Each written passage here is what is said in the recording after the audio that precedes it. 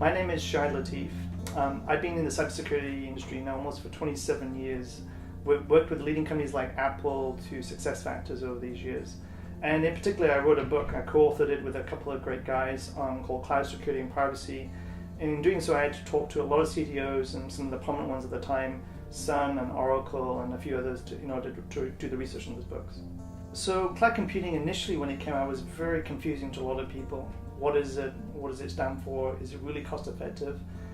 Some of that now has been demystified, but the biggest issue that still remains unresolved today is it secure? Is it reliable?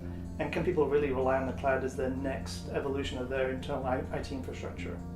Most CIOs and CSOs deal with the issue of access.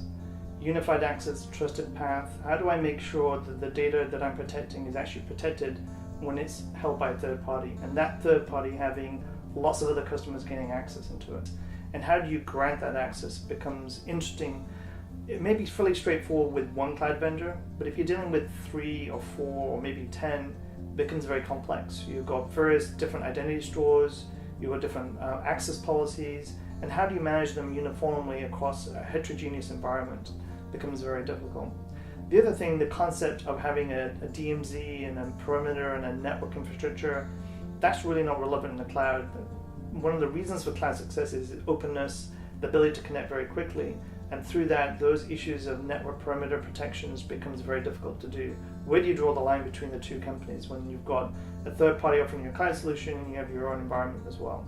I think Soha is a really great tool to bring into the marketplace. Within 15 minutes, this tool can be deployed.